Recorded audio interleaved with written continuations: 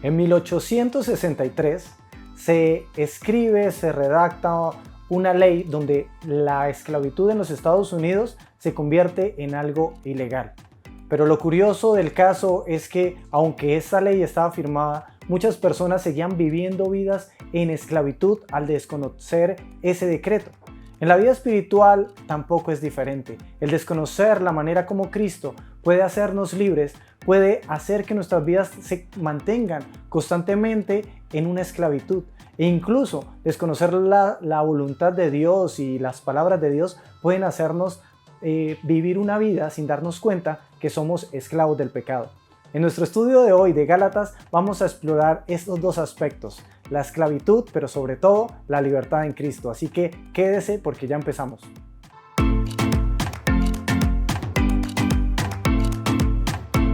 En nuestro estudio de Gálatas, en términos generales, la carta nos ayuda a entender cómo buscar la doctrina correcta, qué es lo que Dios quiere en nuestras vidas, esa esencia de lo que es una doctrina sana y una doctrina saludable. Lo que sucede en esta carta que hemos estado estudiando en el libro de Gálatas es que algunos falsos maestros y unas falsas enseñanzas se han infiltrado entre los creyentes para que estas personas empiecen a desviar de esa libertad que una vez experimentaron y empiecen a vivir una vida en esclavitud. Para poder hablar un poquito más a fondo acerca de lo que está ocurriendo en este libro, en esta carta de Gálatas que estamos estudiando y entender estos aspectos de esclavitud y libertad, sería preciso definir un poco qué es eso de esclavitud según Pablo en la carta de Gálatas. Bueno, no es otra cosa diferente a seguir una serie de reglas que llevan a las personas a esclavizarse. Y estas mismas reglas, que son reglas religiosas, sujeción a algún tipo de regla o de ley, llevaban a las personas también a convertirse en personas hipócritas, orgullosas, y esto las llevaba a alejarse de Dios. Por consiguiente, terminaban también siendo esclavas del pecado. En el capítulo 4, del versículo 21 al 31, Pablo explora una historia y les hace un paralelo entre lo que ocurre en la vida de Abraham, Sara y Agar, para que ellos puedan entender cómo salir de la esclavitud y ahora disfrutar de lo que era la libertad a través de la fe en Jesucristo. Es preciso hablar un poquito acerca de esta historia que aparte es bastante interesante, y esto sucedió con Abraham. Abraham es ese hombre de Dios. Dios se acerca y le habla a Abraham y le da una promesa gigante, una promesa grandísima. Le dice que a través de él serán benditas todas las generaciones, las naciones de la tierra serán bendecidas a través de él.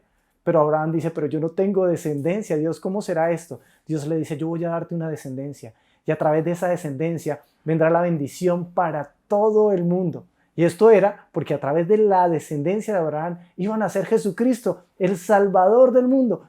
Iban a ser a través de la descendencia de Abraham. Y Jesucristo iba a ser esa persona que iba a llevar la libertad a todas las personas.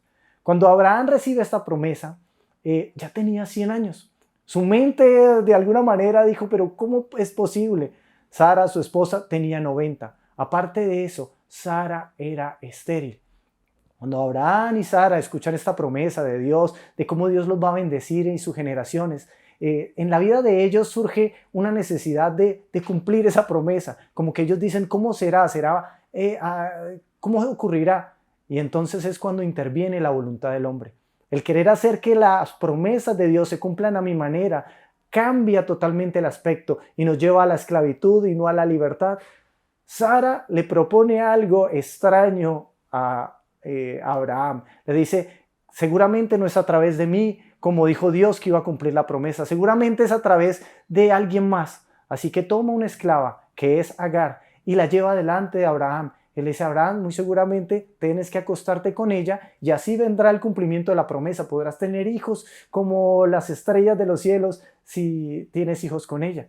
Pero eso no era lo que Dios les había dicho, era la intención humana del querer cumplir con la promesa de Dios. Entonces Pablo, contando esta historia, dice, pero esto simboliza esa esclavitud. El hijo de Sara, el hijo de Agar, que es Ismael, simboliza esa esclavitud por querer cumplir la promesa a la manera del hombre. Sin embargo, Dios se acerca a Abraham y le dice, no, Abraham, así no era la promesa. La promesa que yo tengo para ti es algo sobrenatural.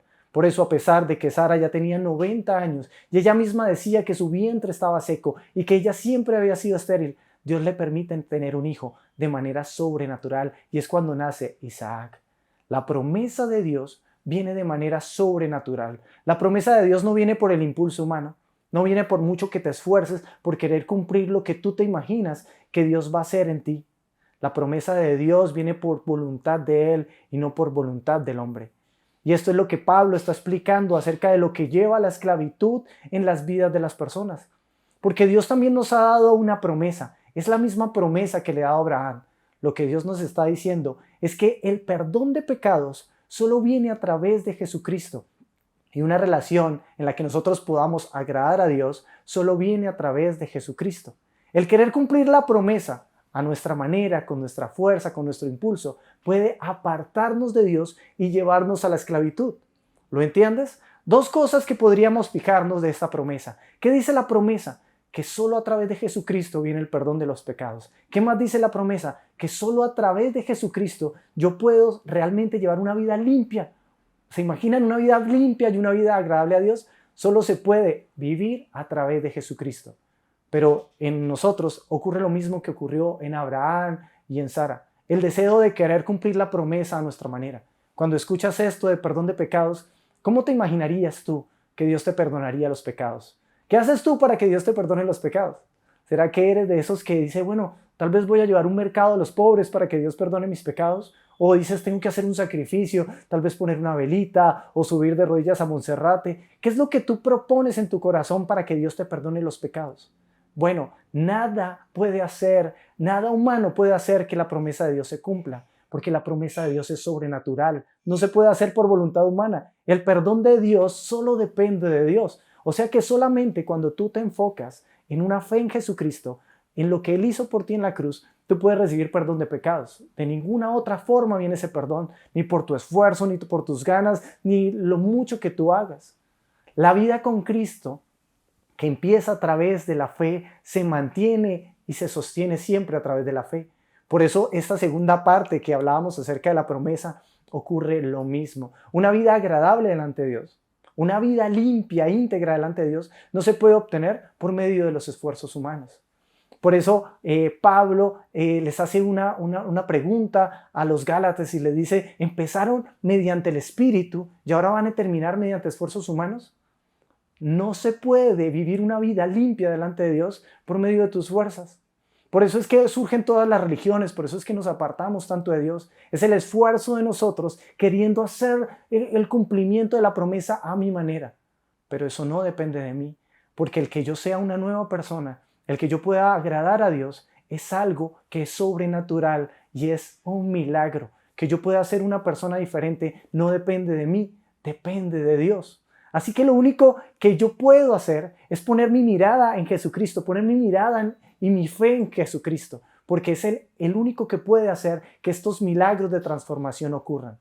La verdadera libertad viene cuando mis pecados son perdonados y cuando yo puedo vivir una vida agradable a Dios. Estas dos cosas vienen cuando mi vida se conecta profundamente a Jesús. Me gustaría leerles un versículo para terminar. Así, la bendición prometida a Abraham llegará a las naciones, y para que por la fe recibamos el Espíritu según la promesa. Por esta razón, la vida espiritual que puede agradar a Dios solamente se recibe por la fe, al ser sobrenatural, porque para poder vivir esa vida que Dios tiene para nosotros, necesito el Espíritu de Dios. Y por mucho que yo me esfuerce y por muy religioso que yo me vuelva, jamás podré tener lo que Dios prometió, pues esto es gratuito y es sobrenatural, hace parte de lo que Dios quiere. Lo que Pablo está enseñando en Gálatas es que todo esfuerzo humano por querer cumplir la promesa fracasa y va a terminar en esclavitud y termina en orgullo y apartándonos de Dios y en la hipocresía.